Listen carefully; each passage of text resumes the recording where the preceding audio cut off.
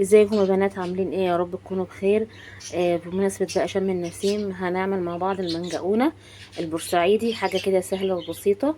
معايا كيلو من الدقيق، معانا كمان بيضتين، معايا معلقة بيكنج باودر كبيرة ورشة ملح، هناخد معلقة خل، كوباية لبن، كوباية ربعها سمنة والباقي زيت، نص كوباية سكر بودرة، ومعايا كمان الخميرة والفانيليا والزبادي.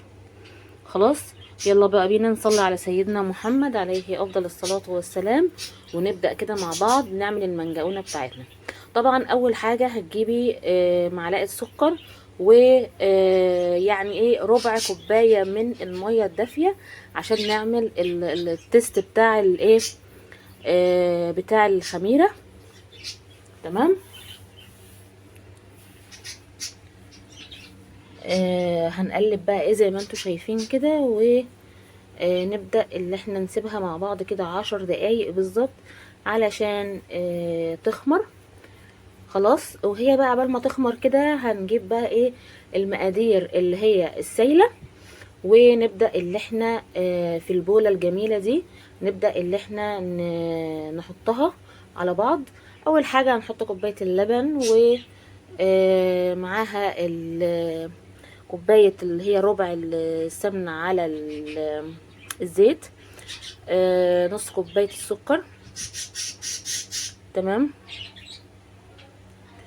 وكمان هنحط البيضتين.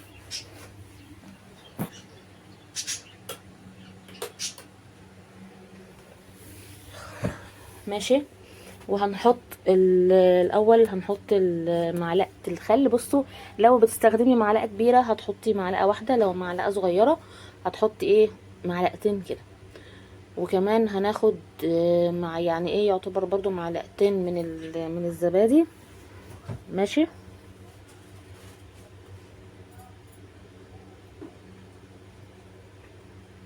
والبيضتين.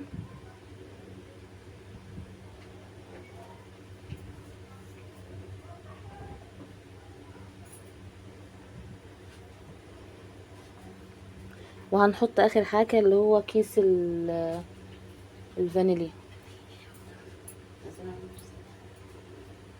تمام. بعد كده بقى ايه هنقلب بقى كل المكونات السائلة دي وهنضربهم كده في بعض.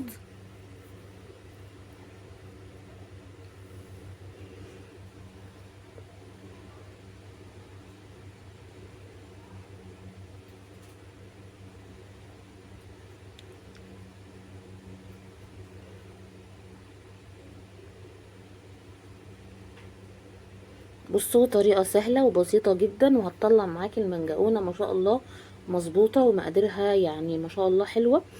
وهتطلع معاكي العجينة كده هشة وطرية وجميلة جدا. ماشي.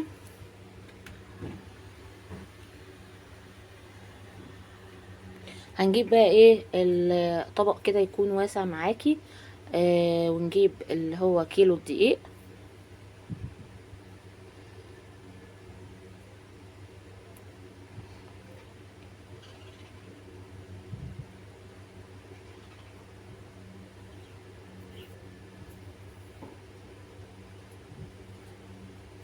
دي مقادير طبعا كيلو دقيق، عاوزه تزودي زودي مفيش مشكله. حطيت بقى ايه معلقه البيكنج باودر ورشه الملح مع الدقيق، وهنقلبها كده زي ما انتوا شايفين. حطي بقى اللايك واعملي سبسكرايب للقناه، وخليكم كده معايا لنهايه الفيديو، هتشوفوا يعني شويه عظمه، حاجه كده شغل فاخر من الاخر. خلاص، هنا بقى خلاص الخميره اهي ما شاء الله. آه هنجيب بقى الايه الخميره اهي بتاعتنا، وننزل بيها على الدقيق بتاعنا. خلاص. و نحط كمان السوائل اللي احنا ضربناها في بعض دي، لازم تكوني ضربها كويس علشان كل الحاجات تتجانس مع بعض. خلاص، تكون بقى ايديكي بقى كده نظيفه وحلوه وجميله.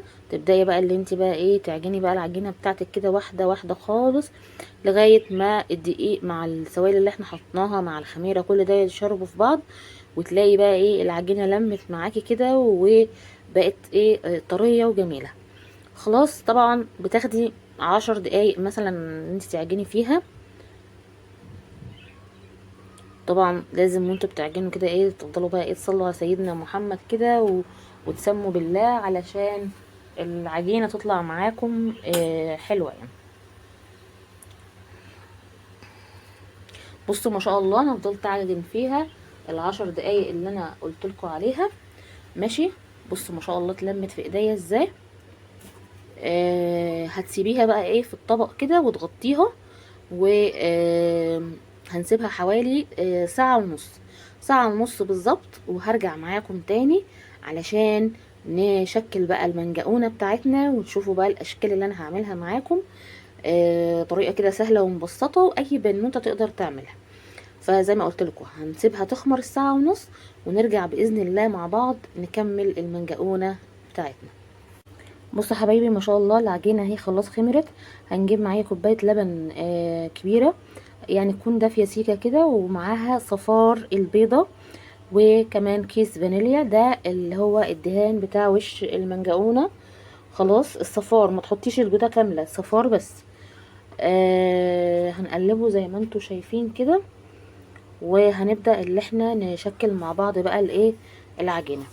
خلاص السكر ده احنا بندهن على وش المنجقونة سكر قبل ما بندخلها الفرن. هنبدأ بقى زي ما انتوا شايفين كده، هوريكم بقى الاشكال اللي احنا بنعملها.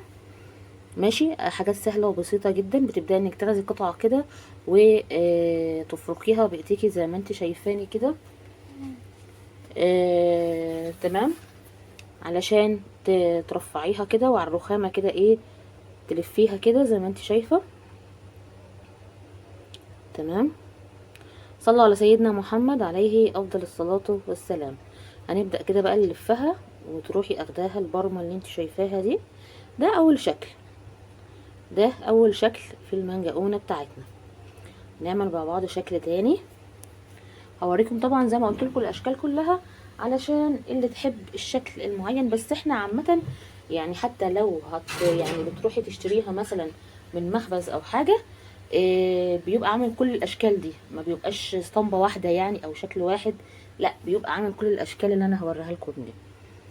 حطي بس اهم حاجة اللايك والسبسكرايب للقناة، وكملي الفيديو للاخر. نصيحة هتشوفوا عظمة في الاخر، حاجة كده ما شاء الله ريحتها كانت قلبة العمارة كلها. عايزة اقول لكم ان انا كنت خايفة الجيران يخبطوا عليا يقولوا لي ايه هاتلنا المنجونة اللي انت بتعمليها، لان انا طبعا فاتحة الشفاط بتاع المطبخ عشان طبعا السخونية والحرارة بتاعة البوتاجاز. فبصوا عايزة اقول لكم بصوا ريحة العمارة مقلوبة، وانا بقى كنت بقى ايه عاملاها في المساء والسهرة بالليل. يعني بصوا انا يعني فضلت اشتغل فيها وخلصتها الحمد لله. كانت الساعة حوالي 5 الصبح. شفتوا اشتغلت فيها من 12 خلصتها 5 الصبح. عبال بقى ما خمرت وما اعرفش ايه قعدت بقى اعمل.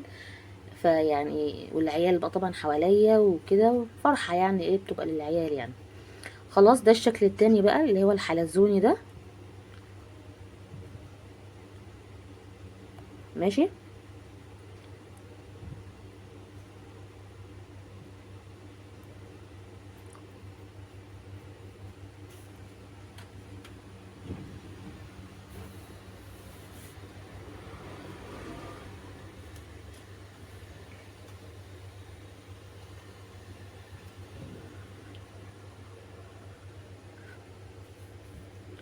اهو وده دي ضفيرة كده بتقطعي 2 زي ما انتوا شفتوني كده، وبتبداي بصي تبرميها كده.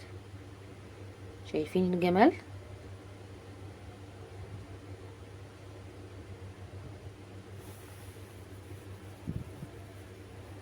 هنعمل كمان الشكل الرابع اهو. قاعده اهو اغششكم واهو اقول لكم اشكال اهو عشان تعملوها.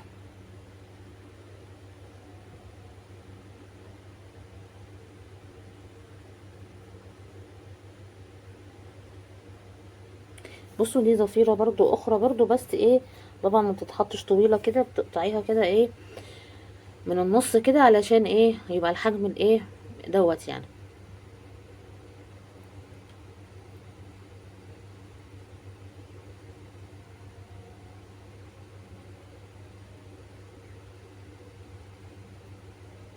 وطبعا احنا ايه في شم النسيم يعني عامة يعني يعني الناس من زمان كانوا برضو المنجقونة دي وكمان البيض بيلونوه. يعني ايام اجدادنا يعني ما كانش بقى فيه بقى الالوان الصناعيه وحاجات من دي يعني. بصوا انا هنا خلصت اهو. دي اول صينيه طبعا زي ما انتم شايفين. هكمل بقى ايه بقيه الصواني عشان ما اطولش عليكم، وهرجع كده معاكم اوريكم الكميه. الكيلو هيعمل معاكي قد ايه. خلاص بصوا حبايبي، الكميه اهي ما شاء الله. زي ما انتوا شايفين كده. بس طبعا مش بتدخلوها الوقت الفرن، بنسيبها كمان على الرخامة حوالي ربع ساعة تخمر. خلاص طبعا دي كانت اول صينية انا اشتغلت فيها، فكانت ما شاء الله ايه عبال ما خلصت الصينيتين التانيين كانت اخدت وقت.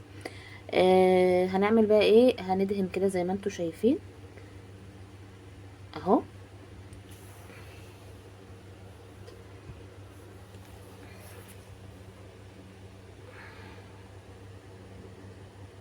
ماشي. اه ما كملتلكوش. كان اجدادنا زمان يعني البيض ده بنعمله بقشر البصل، البصل اللي هو الاحمر ده.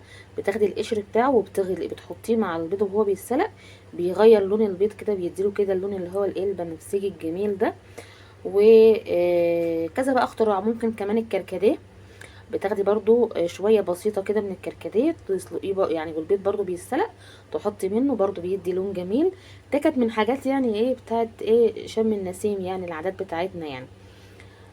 بصوا حبايبي زي ما انتوا شايفين انا دهنت اهو الدهان بتاعنا، وحطيت كمان السكر.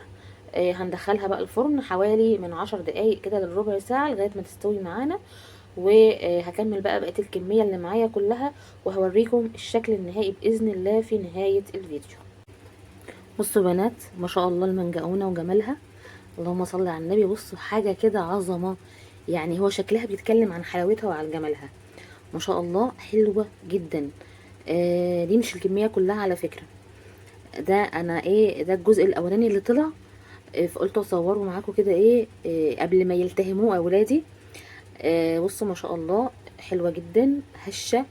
بصوا من يعني طرية طراوة رهيبة. والطعم حكاية ما شاء الله. بصوا من جوه مستوية وزي العسل. شوية بقى نسكافيه كده ومع منجقونة كده ايه، حاجة كده عظمة يعني. يا رب يكون الطريقة عجبتكم، طريقة سهلة وبسيطة. وكل سنة وانتم طيبين بمناسبة شم النسيم. وحطي بقى اللايك واعملي سبسكرايب للقناة.